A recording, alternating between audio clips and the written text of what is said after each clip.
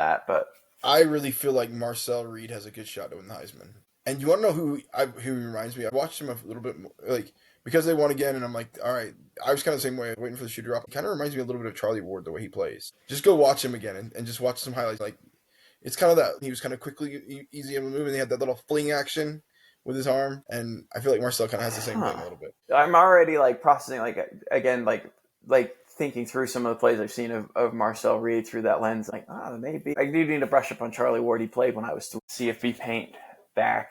It's a late Tuesday night after a late Monday night watching the College World or not College World Series, just the World Series. Um, yeah, I watched a Yeah, full baseball game and didn't check in until the till the bottom of the ninth inning, and still got a full 9 innings worth of baseball. I started on the at the fifth inning, fell asleep around the 13th, and then woke up. I think it was like the 17th or 16th or 7th or so, and I'm like, oh, the game's still going. On the broadcast, they joked that the broadcast team that did Monday Night Football was able to go home and catch the end of the game. That's pretty Um, funny. yeah, it was fun. But I said that to timestamp this one. I know that we're a little bit behind our typical publishing schedule to our loyal listeners, so apologies, but thanks for being flexible with us. Um, week 8 recap, week 9 preview. Uh, Honestly, I did not get a ton of football in this weekend. I got in like 4 games. So if there's anything you want to talk about outside of, let's see, let me quickly peruse these. Oh, sorry. Did I say week 8? I think I meant, Week 9, yeah. yeah, week 9. Excuse me. Sorry. Week 9. So I have some thoughts on A&M LSU. I have thoughts on BYU Iowa State. I have a couple of thoughts on, what was the other one? Oh, Texas, Mississippi State. And then also, where'd it go? Where'd it go? I'm struggling to find it. Oh, Colorado, Utah, but that one won't take long, just like that game was not competitive for very long. I'm missing one and I can't find it. Oh, Ole Miss, Oklahoma. Oklahoma, Ole Miss. Yeah, that was it. So I don't know if you had anything other than those. You can add them to the Um, agenda.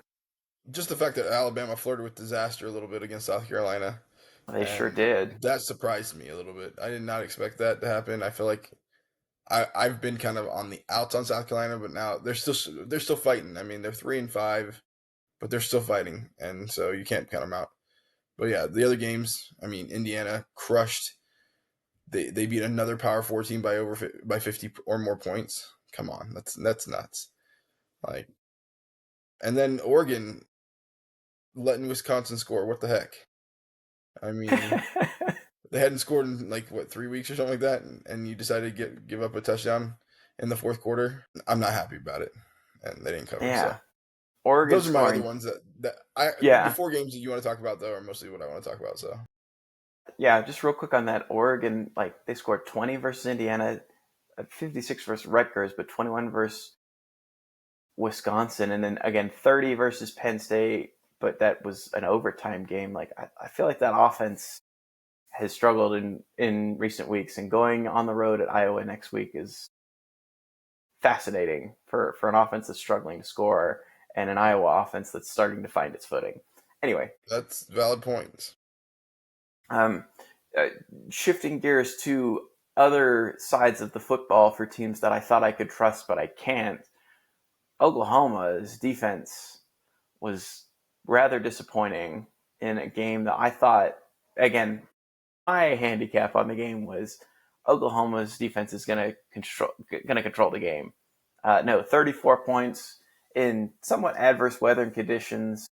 Um, yeah, I just felt like it really never felt like Oklahoma got. I mean, it really was kind of both. Again, you could kind of ask yourself, or I asked myself, which side of the ball let them down more, because Ole Miss's defense isn't exactly gangbusters, but they played very well in this game. Had John Mateer and the Oklahoma offense really struggling outside of a good burst in that third quarter in the second half to kind of change the trajectory of the game. It looked like at that point it was just like, I mean, Ole Miss is scoring, uh, and outside of the one drive, I don't feel like Oklahoma really had much going for them in that first half. Yeah, I would say that the defense was the part of that was to me was more disappointing. Just I really thought that they would be able to have a good game plan for Trinidad Chambliss. He ends up, maybe not the most efficient 315 yards he's thrown for, but gets enough to keep them consistently moving the football and scoring, putting pressure on Oklahoma's offense to try and keep up. And I think that showed that it felt like their offense was pressing, trying to keep up, and it ended up leading to some mistakes. I don't know if you had other thoughts or comments you wanted to add to that game. Their offensive going forward scares me. I mean, you had the loss to Texas, which is looking worse and worse each day, and then you lose to Ole Miss, and then I don't think you're favored against Tennessee coming up this week, and then you play Bama and Missouri. Like they could easily have the bottom fall out here, which I'm a little nervous that might happen. I mean, they're a good defense, but that offense is not looking good at all, and so I think they're having a little bit of difficulty there. We'll see, like where they go, but Mateer hasn't been everything we thought he would be or hoped he'd be. It's kind of similar to a little bit of last year where the offense kind of struggled. You average of about mid-20s, it feels like, unless you're playing a crappy team, and then you can put up, you know, we're looking at anybody else. Ole Miss 26, South Carolina you only scored 26, Auburn you scored 24, Michigan you scored 24. Anybody else is like that you'd expect to beat, they put 35, 40, but 24 on those kind of teams is gonna put you in a chance to lose. That's what's gonna happen, and Yeah.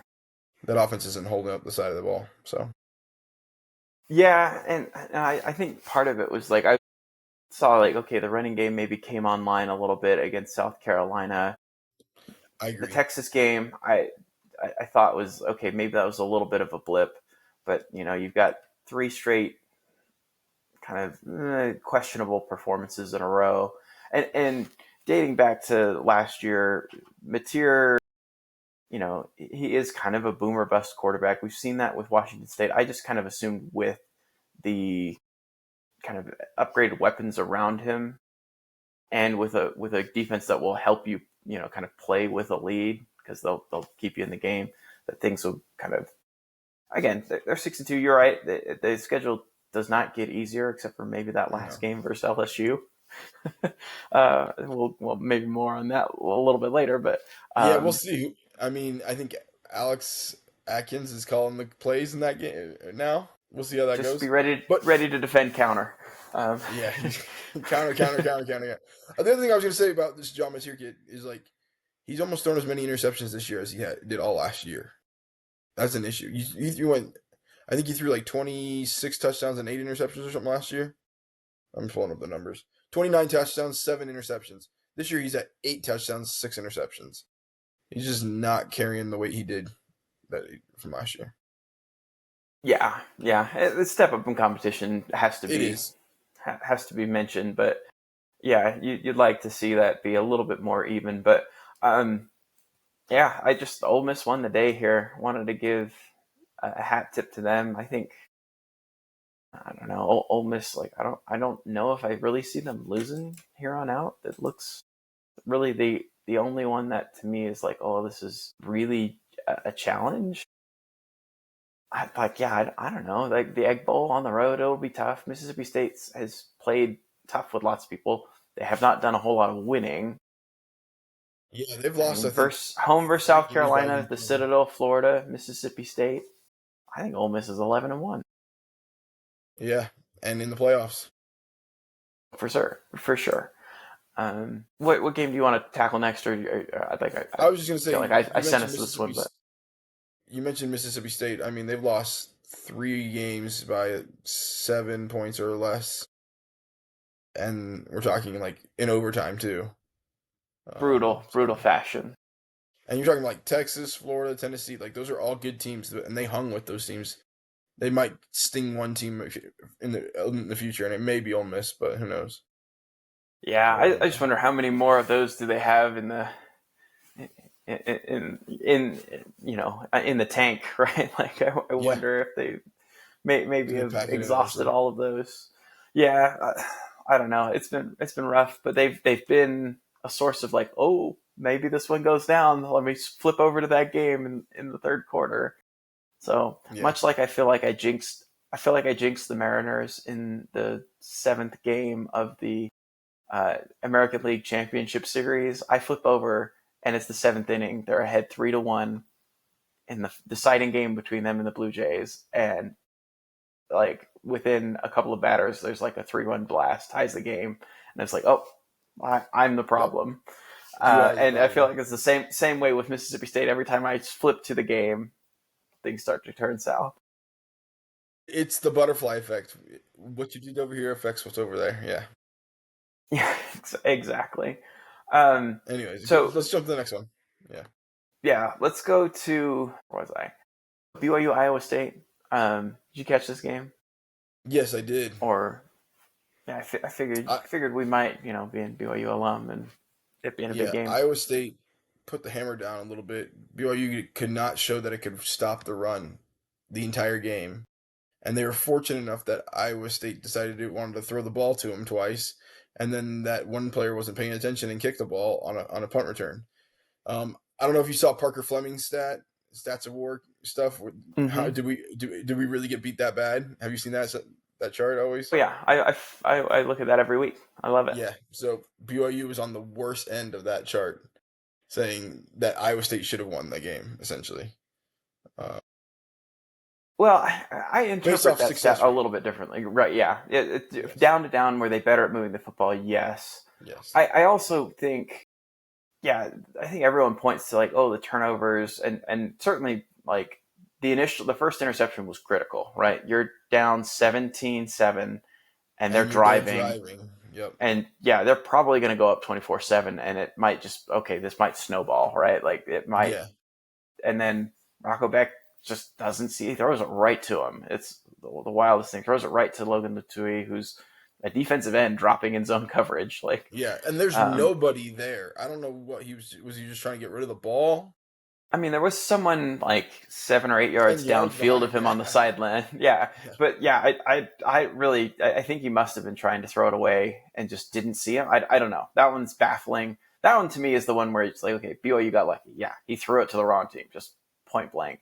The others, But BYU isn't even really able to capitalize a ton. I mean, they got 3 points off of it, so I guess it's a 10 point swing potentially. But like they and Iowa State goes I back think and down it, and scores. So yeah, I think it was a 10-point swing, but also what it did was it afforded BYU a final possession in the half, right? yes, Because they at the get end, that yeah, last like minute and a half's worth of time where they score a touchdown to keep it within a touchdown at half. So absolutely critical. yeah, Yes, 10-point swing. I think that's the biggest play. When I hear the other kind of comments on the last couple of interceptions, one, it's like okay, it's the last second heave trying to get you're down 14, so that one I dismiss. And yeah, then the pick six, I mean, again, it's a good play by the defensive back. Like that one to me is like, okay, if that didn't happen, Iowa State still has the ball, but they're down 7, and there's plenty of time for BYU to respond. So like, I get that there were some fortunate things that happened in BYU's favor. To me, it's more like I felt like their defense really sort of woke up at halftime. They whatever changes they made started to work. And again, they were the beneficiaries of a couple turnovers in the second half, but they also no, got stops in the second half that they did not get in the first half. yeah. It's a combined of those things, and then we're not talking about the punt where they end up pushing a player into it, and then they get the ball back. Yeah, that was a huge play too. Yeah, Yeah, because I agree. I think your defense gave you enough chance to be in the game, and if you didn't have these crazy turnovers like that one and the pick six, this would have been a tight game because your defense finally woke up and your offense was playing okay, but that allowed you to break this game open and not make it even yeah, close, to be honest. yeah, to get to the point where it's like, okay, halfway through the fourth quarter, it's like, all right, Iowa State's going to need something special to Yeah, get back into the game, which is wild considering how the game started. So I don't know. To yeah, me, like yeah, there was definitely some luck involved in some of that, but like I also like I'm impressed. Like hey, you took a team's very best punch. Like you didn't start the game right. It would have been really easy to say, you know what, we just that's just kind of how it goes. We just played the Holy War. Last year we lost 2. Today's not our day, and they found a way to win. They're limping yeah. into a bye week. Like And LJ Martin goes out in the first quarter or so, and you He end up goes out in having the to first rely quarter. on Oh, Bear. yeah, go. Yeah, So, on so Bear, and then the other thing that I thought was critical in this game, and then you hold your thought real quick, Steve.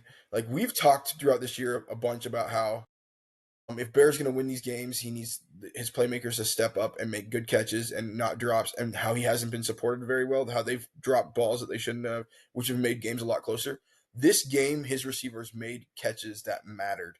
If Parker's yes. touchdown catch, Chase Yeah, Edwards' huge. fourth quarter catch where he's getting his head yanked off, like they made, and granted you're going to get a first down anyway for that, but like they made the catches that needed to be made to support a young quarterback, and they looked sure-handed. It felt like a different receiving core to some degree because they knew they had to step up, and it looked amazing. Yeah, no, big point. Yeah, the touchdown where Kingston, I felt like he almost stole the ball away from the defensive back, just like Yeah, comes kind of out of nowhere to snatch that ball and score. Yeah, really important point there. yeah. I watched that play over again. If you watch, the safety moves over, and it's the corner that's coming over to take the ball, and so he's really actually wide open. The corner makes a pretty good play on it, and he just says, "I'm going to beat you to the ball a little bit." Um, but if the safety had been there, that would have been a terrible throw. So, No, I but like, yeah, yeah. What I and was then gonna say is if oh, go ahead. no, don't go for it. Finish your thought. No, I was going to go to the next thing. Go ahead. I was just going to point out, yeah, that they're limping into the bye week. You mentioned the injury to L.J. Martin. I like we talked about on the previous one. I thought they would be able to run at Iowa State, and it's interesting. I kind of thought that would be their main point of main way to attack them, and I think it kind of was early in the early going, and then with the injury to L.J. Martin and you kind of being down a couple of your reserve running backs, that they kind of just said, "Hey, the game's on your shoulders, Bear," and he was able to do that. Now, it's important to note Iowa State has a couple of defensive backs that are out for the season with ACL tears, so like that maybe was helpful. Mm-hmm. But he was able to do it in a difficult environment, and then also you were down a couple of starters in your linebacking core too, which I think um, or some early injuries in that game. Again, Jack Kelly I think left before halftime, and Sale Asura left I think in the second possession of the game, and so be critical for Yeah, them to get them back. But I think that they did a good job of kind of just settling down at halftime, getting some of those reserve players that maybe weren't used to playing as many snaps, simplifying things for them so they could just play football rather than. I think there was a couple times where Max Alford was kind of jumping out of gaps and not holding the edge when he was responsible for sort of turning the play inward. And I thought he played a decent second half, maybe not perfect, but certainly better than what he was playing in the first half, and giving up a bunch of gash runs. He was struggling. I think, yeah. I don't know. Yeah, I don't know if he was really prepared to get into that game and play every single down like he was being asked to after Asura mm-hmm. was injured. And I still don't know if I have injury updates on those. You're going to need those players back against Texas Tech. They do have a bye week to heal up, but we'll see who's available. But that one's one to monitor going. Yeah, and that's where I was going to go next. It's like you're one game away, Texas Tech, if they can win, to having one of two ranked matchups next week. Does game day go? You've had Big Noon. Does game day go to Provo all of a sudden?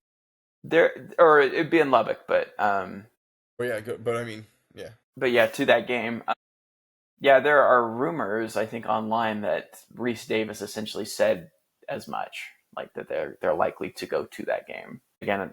Whether or not those are substantiated is we'll see. But yeah, yeah. it's potentially it would be yeah, it would be kind of just BYU fans' luck to have Kansas State knock off Texas Tech this week and take a bit of the luster off of it, but And I'll be honest, whatever. I would not be surprised. Kansas State stepped into some form lately. They've won quite a few games, and it's at Kansas State. So Yeah, they're maybe a team that's starting to find themselves. Let's see, what other ones did I have to talk about? you want to What talk were the ones I Texas, called out? Mississippi State? I feel like, we said almost as much as I had to say on that one. Just like I kind of jinxed it. Um, you know, a somewhat controversial call on that Texas catch at the back of the end zone at the end. I thought he caught it, but Mississippi State fans are kind of up in arms about that one. That one to me seemed like if you slow every single down to like every frame, of course there's going to be like one frame where it's like it doesn't look like it's touching both of his hands, or I Yeah. don't think it ever got separated from both of his hands, but it's like in the process of catching it and then like sliding it down, like you're gonna have a frame or two where it looks maybe a little bit less um, solid, firm possession, whatever you want to call it. Like that to Yeah. me, when you watch it in kind of real time, it's boom, like what were the other games that I was gonna touch on? We touched on that one. A&M LSU. Do we want to go through that one? Sure, why not? Tigers got ran out of their own building. Literally, I don't know if you saw the stands. Like that fourth quarter was bleak. Yeah. And then everyone who left went to go like sharpen their pitchforks and light their torches. And Brian Kelly is no longer the coach there. I've seen some really good like memes and stuff on like you're familiar with like the Brian Kelly scissor lift story from his Notre Dame game days, I'm right? not off the top of my head. No. So Declan Sullivan, is that his last name? One of their students is like filming their practices, right? Like, Oh, um, no. This is the fell. yeah, mm-hmm. Yeah, yeah. And there, yeah. Well, there's been, you know, the internet remembers everything, and so there's been some. I don't know. That's one of those things where it's like the tragedy, obviously, is like a kid passed away and he's not coming back. But I do think it's important to remember those sorts of things, and even if it's in kind of a mean, cruel way of doing it to the coach who kind of forced that kid to go up there, I'm okay with that one following Brian Kelly all the rest of his days, right? Like, and so yeah, Brian Kelly out. I've never once been a Brian Kelly fan. You wouldn't confuse me with one. So I am okay with that. I think there are greener pastures ahead for LSU. I think, yeah, A&M, man, they look like a pretty complete team. I feel like they're Yes. they're a team that they can beat you multiple ways. If you want to get into a shootout with them, they're fine with that. If you want to play Or if good you want to play, defense, yeah. yeah. Oh, you want to get in a rock fight, I think that they're capable of winning that too. Um, yeah, we haven't really talked a ton about Texas A&M, mostly because I've been kind of waiting for the shoe to drop and for them to turn back into a pumpkin, and now I'm just not sure that they're going to. They had some close games. Let me see. I'm just trying to pull up stuff real quick. Yeah, the Notre Um, Dame game, that to me is like two pretty evenly matched teams hosting Auburn. and then Maybe it doesn't. Yeah, yeah, and then Arkansas. But I mean, again, I think that those kind of goes to show. Yeah, Notre Dame, they win 41-40 yeah, on the road, hostile environment, excellent win.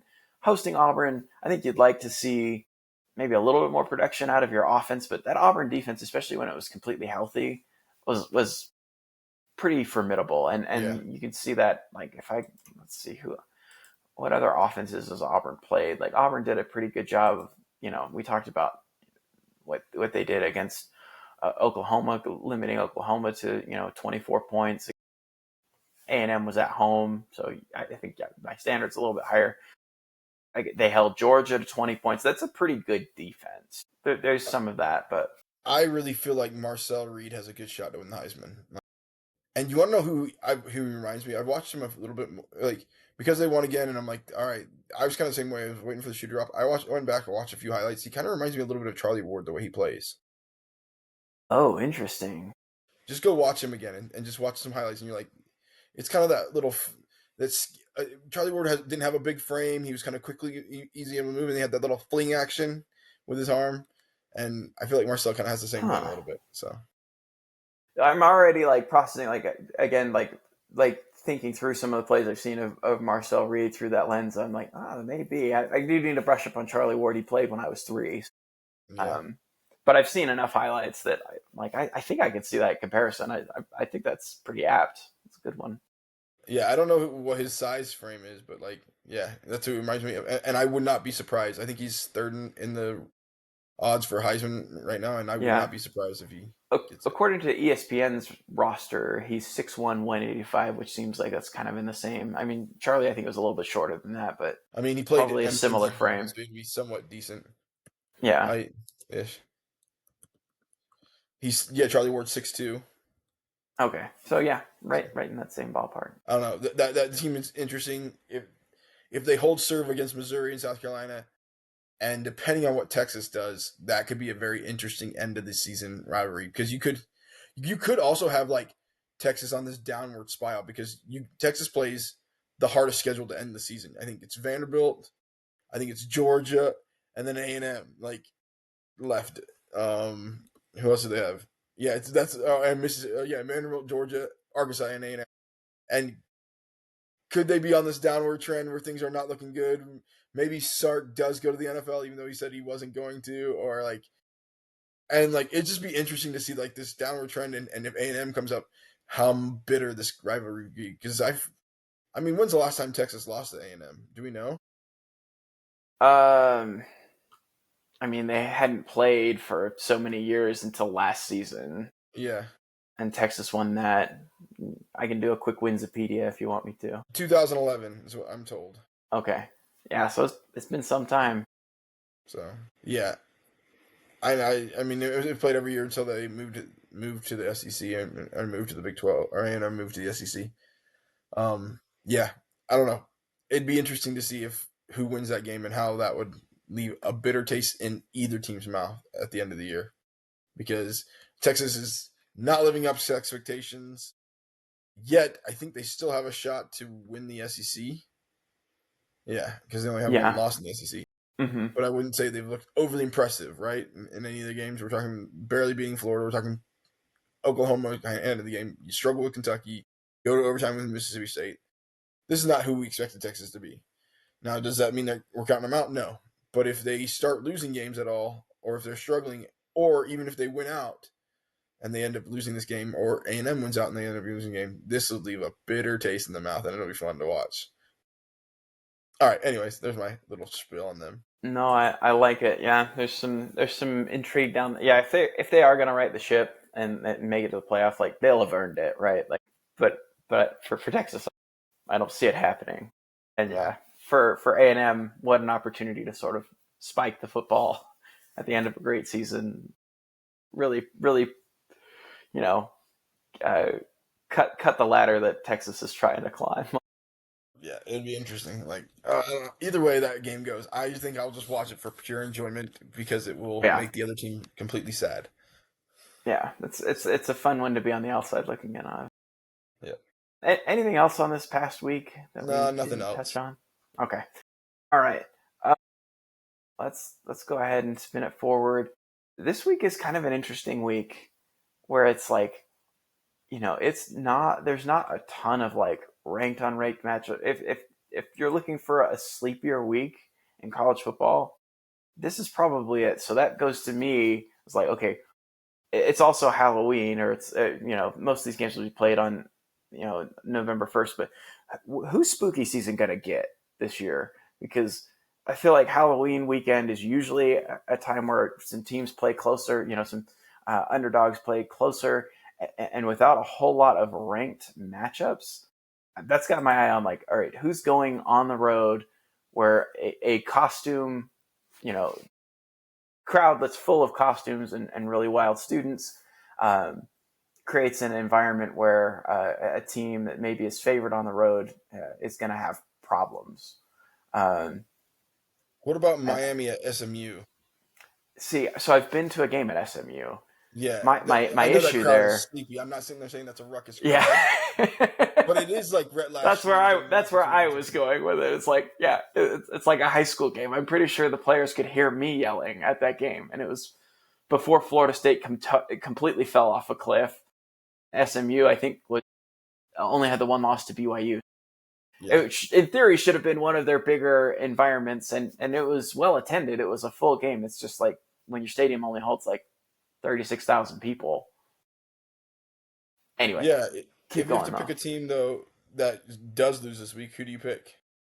Yeah, I've got a couple. I did look at that game mostly because like I look at that one and I think Rhett Lashley probably, you know, is probably a little disappointed he wasn't even given like a phone call for the Miami game after, or for the Miami job after he was their offensive coordinator and kind of helped get that program starting to trend in the right direction during the Manny Diaz era. I know that there was some baffling results in there mixed in there as well, but I don't think that was all on Lashley I on think the they got offense. rid of Manny Diaz because they already had Mario Cristobal Yeah, in the maybe I already building. had him sewed up. Yeah, that's fair. Yeah, Um, but yeah, I think so. That one is interesting. I just wonder if personnel wise, SMU can hang. yeah, Um, but it is, Miami is the team that drops games that they're not supposed to. So that doesn't wouldn't shock me if spooky season got them. I do think that one's going to be a tough ask, especially SMU kind of laid an egg on the road at Wake Forest. So were they looking kinda. They forward? Were they did. looking? Okay, they did. All right. Were they looking ahead to this game? Maybe. I don't know. I don't know. That one's interesting. The other one that I look at and kind of it makes me sort of raise my eyebrow. We talked about it a little bit, but like Kansas State hosting Texas Tech.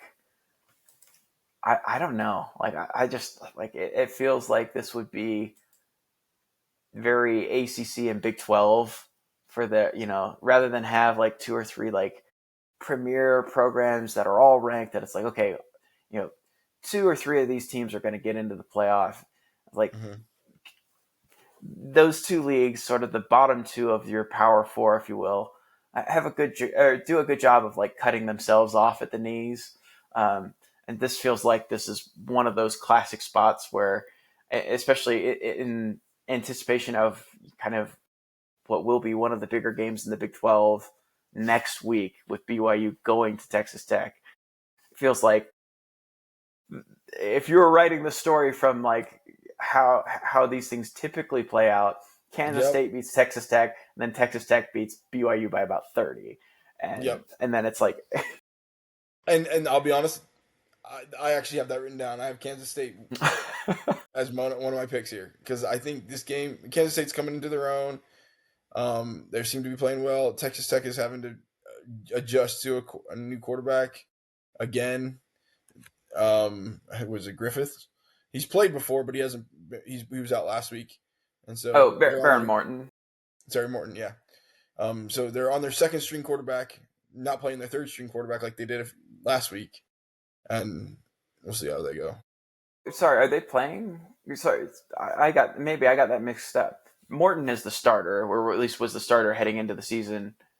My understanding was he was available for this game, or is that not the case? I think he is available for the game, but it seems like they turned over the reins to Hammond a little bit. Is what I was thinking. Yeah, I so think he was back. he started the last game because Morton left with an injury in the week prior, and so then they Gotcha. held him out last week. My understanding is that he is playing today or playing this week, Yeah. but I could be wrong. I could be mistaken. Now let's see what my thought process of what I'm going through.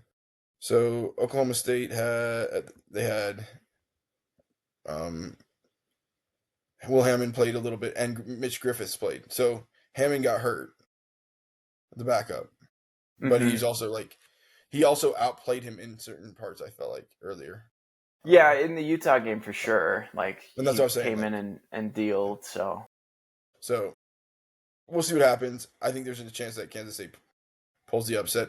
I wish this was a little bit of a later game, and then I'd really be excited about this upset. But it's definitely one I have pegged. I also have pegged the over on this one. okay, are we just jumping right into picks, or No, are I'm you not jumping just into picks, but okay?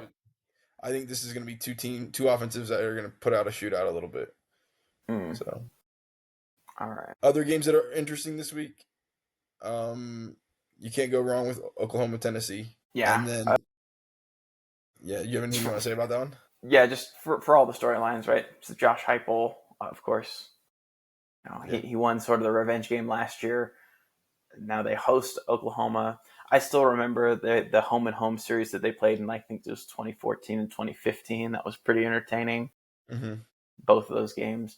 Yeah, Oklahoma's reeling. I think this one feels like almost like for that group of SEC at large bids, like this feels like an eliminator for that. So one It of does these feel like two, that. You're right. the loser of this game, I think is done. So I think the stakes are there for both of these teams. Um, yeah, I don't know. I feel like I've seesawed on Oklahoma so much now. Like I went from, hey, I don't feel great about them to like, hey, I'm really high on them to like, oh, a couple of disappointing performances um, over their last 2 or 3 outings, and now I'm not sure what to make of them. So I still think that defense I is don't know strong. if I It's just have a matter of I don't really have a lean on this game because again I maybe I'm not crazy impressed with Tennessee either. So like yeah. I'm gun shy on that one. I'm I'm not throwing my completely hands sure. up. I don't know what's going Yeah, to happen there. It's going to be entertaining, is what I it will know. be as well. Um, yeah, spooky season's coming for Virginia. Sorry, that was the one I schooled past it. Oh, They're lucky it's a day. If this was a night game, if this was like the 10-15 game, it's game set match. Cal's winning the game. Um, but I mean, Virginia's been playing with fire for like 3 or 4 weeks now. yes, they have. This is the one that they get got. I think Cal has the linebacking core to handle the zone read stuff that Virginia does um, with gosh Chandler Morris. I wanted to say Chandler Morris. I think this one plays into Cal's favor. I've got the Cal Bears winning this one. I know I'm kind of a homer for them, but I also think Virginia's just due, and a cross country road trip, and them being pretty shaky in the last couple of weeks. It seems like this is the one that Cal's gonna sneak up and bite someone. That doesn't sound like a bad call to me, honestly. Yeah, I mean, you struggle with Virginia, or sorry, you struggle with UNC, you struggle with Washington State, and you were in overtime with Louisville, and you were in Mm-hmm. overtime with FSU. Wow, we're talking about 4 straight like They've been on the razor's edge the whole time. I'll tell you one more that I've got my eye on is like this could be an upset. Does USC go into Lincoln, Nebraska, and come out with a victory? I don't know. I Yeah. like they've got well. It's just they're thin on a bunch of areas that like they're Yeah. for they're not going to be able to salt away a victory running the football. They've had a couple of injuries to that spot. I do think they should be able to throw the football in Nebraska, but I think Nebraska might be able to go. Yeah, the total in that I'm seeing is 59.5. So kind of an up and down game is expected. I, I don't know. That could be one that the spooky season might show up again. I'm not betting anything on that game, but it wouldn't stun me if come next Monday when we record, we're talking about a Nebraska team winning one at home Halloween Yeah. weekend against the Trojans. FYI, I went back to Parker Fleming's stats and says teams that have the most wins with a negative success rate. Virginia has 3 wins with a negative success rate, so and they lead the nation. And 84% of FBS versus FBS teams, the winner has a positive net success rate based off his calculations. Mm. Yeah, we'll see. I am excited to watch a few other games like Ohio State, Penn State. Right, that was the game that we thought was going to be amazing, and now it probably won't be much. And then Vanderbilt, Texas. Like, what really happens there? What Texas team do we have? I don't. Is Manning out of concussion protocol yet? Or I haven't seen anything. I have not been like keeping like a really close finger on the pulse of it either. Yeah, that to me is what maybe swings that game. yeah. And then like also the fact that Texas's defense, which looked really good against Oklahoma, do anything against Pavia and can contain him because that Pavia magic is something else. Loving watching that. And then I think last but not least is the game, and one of the games I'm really interested in since I am a BYU fan is the Utah Cincinnati game. And Utah's favored significantly in this game. Actually, Yeah, Cincinnati's undefeated in the Big 12, but if you watch Utah play last week, you're like, holy cow! I could understand why they might be favored in this game. And I don't know. I'm excited to see what happens based off of that because that's going to have a big effect in the Big 12 if they beat Cincinnati because it pulls them from the unbeaten ranks. Yeah, and I kind of hinted at this last week when I talked about like that game against Colorado and kind of where I was like, I don't know if it matters whether Bird Ficklin or Devin Dampier starts the game. I think Devin Dampier with the injury and maybe just even when he's 100%, he's really struggled to throw the football. And I knew that. I think we've talked about this a couple times now. I think leading up to it with the loss to Texas Tech, I think I mentioned it after that game. But I think my thought process in thinking that they would be a pretty successful team was like him running combined with Wayshawn Parker and Nakari Rogers running the football will open up enough passing that he'll be able to do. Right. That they'll get by, right? They're not a pass first offense. They aren't going to be that. I Yeah. think that that he hasn't been able to do that, and I put some of that blame certainly on the receiving core, and they've got to overhaul it. It's not a Right. great receiving core. But all that being said, I think Bird Ficklin's probably your starter going forward, just because if I'm going to not get great passing, I might as well get a physical, willing runner who might even be a step faster than Dampier That's what and I was has a thinking bigger too. and has a bigger frame to take punishment. Like that's a pretty good player.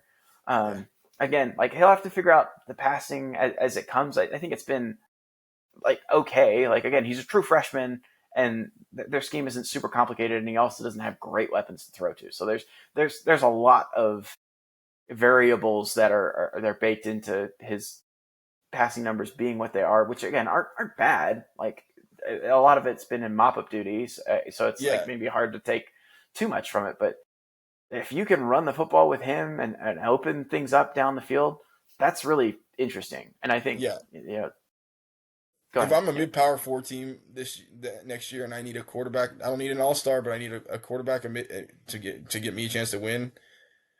And Kyle Whittingham's stepping down. I'm gonna go try and get him to transfer. Like yeah. Are you assuming that Dampier stays? Like I'm in not necessarily assuming it. Like he may win the starting job, but I'm gonna if I can give him an opportunity to come to a little bit of a better school or a little bit of like if I'm not in just if I'm like in the SEC or whatever else and I need a quarterback or in the Big 10 and I need a quarterback, maybe I'll go get this kid. yeah, if you're I don't know, Just because like maybe you I'm gonna could take advantage of the fact that there's turnover from the head coach. Now, granted, I yeah know that they already have somebody in line that it's not extensive overhaul, but still, like, why don't you come over here? yeah at least pick up the phone, see gauge interest, right? Yeah, Um, slip it through a third party window and let them know that we're coming after your running quarterbacks and whatever else. Kind of how BYU did apparently.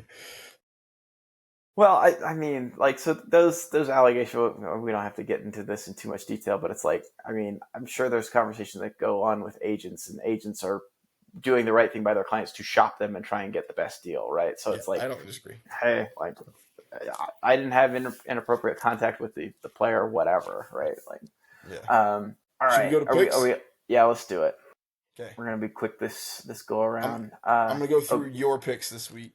You yes, picked please. Utah to cover -10 at Colorado. I mean, That so hit. like it wasn't my. I'm not even going to give myself credit for that because I don't think the line ever dropped. I was right that Bert Ficklin was going to go. I should have Yeah. just said. I said again. I said on the podcast like I don't think it matters, but should have just Yeah. stuck with the -13. So don't give me credit for that one because it never actually dropped to where I said. All right. U -4.5 versus Ole Miss does not hit. Woof. Yeah. New Mexico -3 versus Utah State. New Mexico blows them out. BYU +2.5. You and every other person that was in wisdom picked BYU to win and cover that. Did you see Game Day completely picked everybody Yeah. picked The, BYU? the, the So sweep. yep. So that's 2-1 for you if you don't count the Utah game. Toledo did not was No. not able to cover. Washington State blew their doors open. So 2-2. You picked Pitt to beat NC State, and they looked impressive in that one. 3-2, and then you picked Now we're the under getting for to the Mississippi State Texas, yeah. and that was not good either. So you go 3-3 on the week if you don't count the Utah. If you count Utah, you go 4-3. I'm just as bad, if not worse, depending on your. I thought SMU would cover the 3.5 against Wake Forest. Nope, did not happen. Bama decided to flirt with disaster and did not cover South Carolina. Oregon decided to let Wisconsin play in this game and did not cover either. but North Texas did. They blew out Charlotte. Miami didn't play with Stanford, and then A&M, which I think I said I don't think this game is going to be that close, and they won by over 2.5. So that works out. So I end up going 3-3 on the week.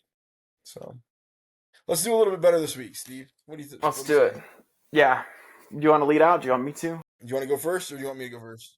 All right. Either way. Go ahead. All right. Okay. We're not doing well, so I think maybe volume is the answer. Maybe I just need to just fire away on a bunch of them.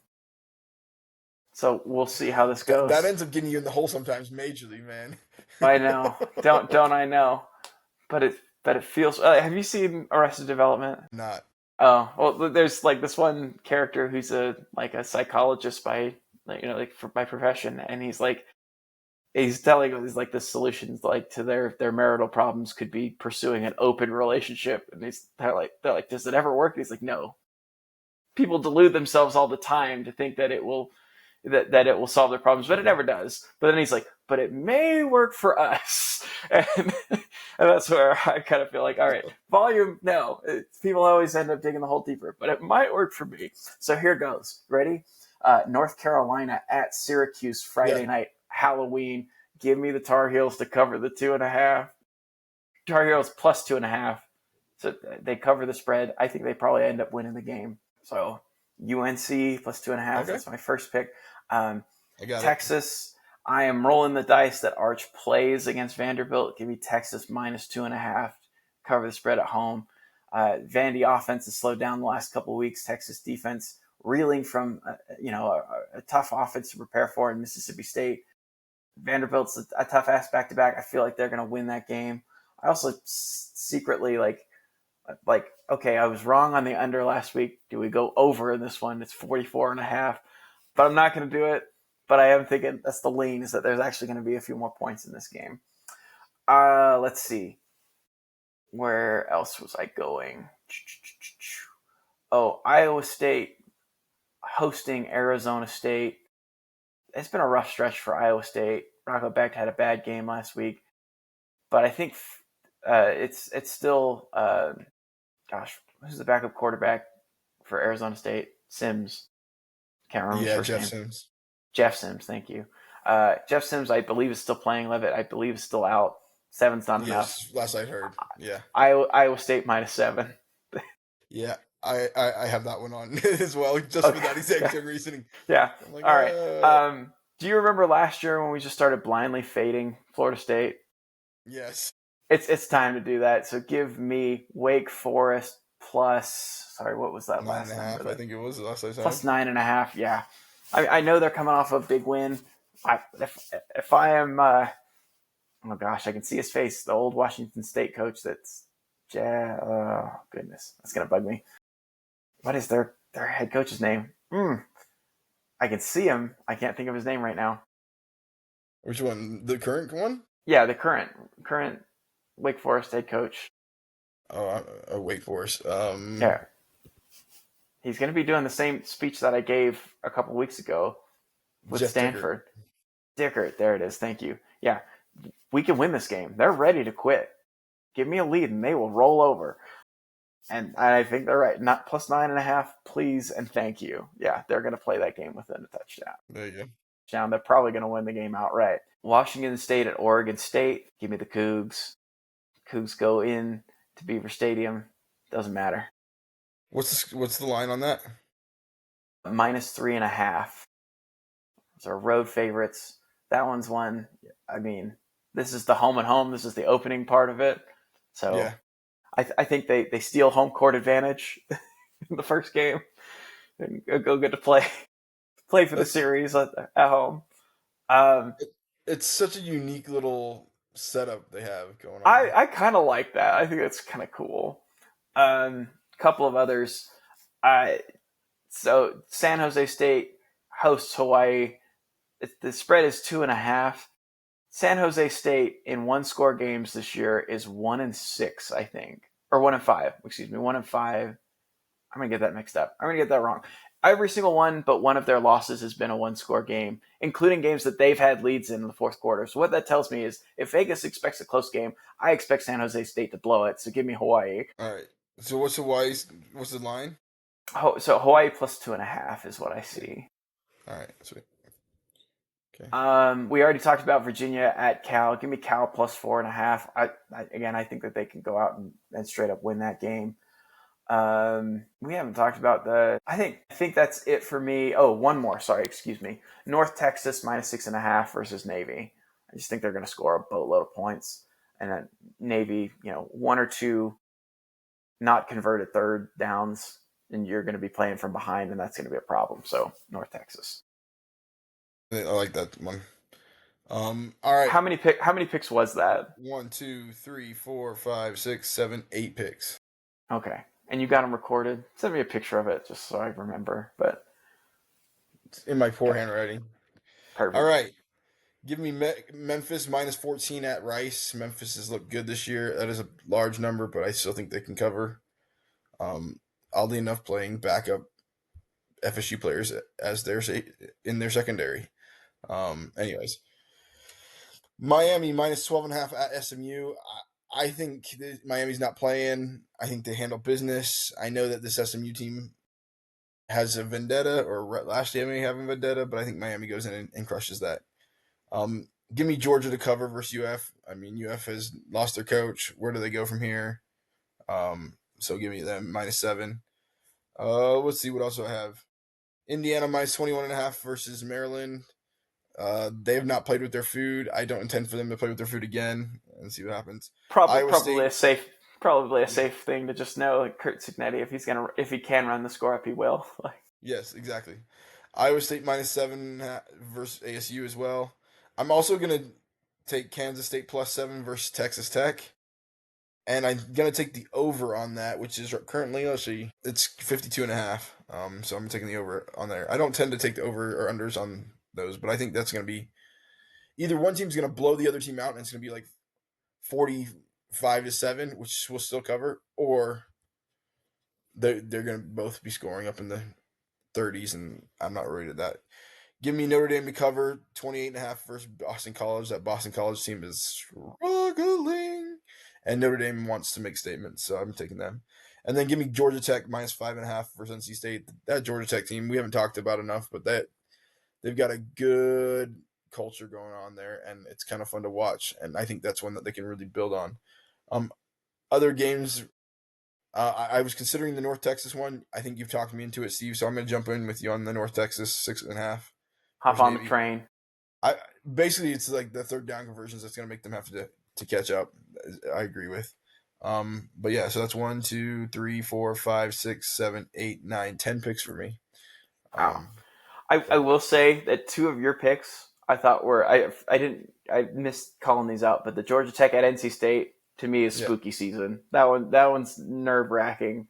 Night game, Carter Finley Stadium, and then also Memphis. What? Yeah, it's not. Playing there. That's true. That's true. I was going to say it's a special voodoo for FSU. There's no denying that. Also, Memphis at Rice, just because Rice plays on Halloween and the triple option on short rest. Like, so that to me is like, all right, Rice could make that one interesting. But yeah, it's one way or the other. They're either like right at the on the cusp of an upset, or they're losing by 21. All right, so we'll see what happens. Awesome, man. Hopefully I can go 7-3. That's my goal this week. I like it.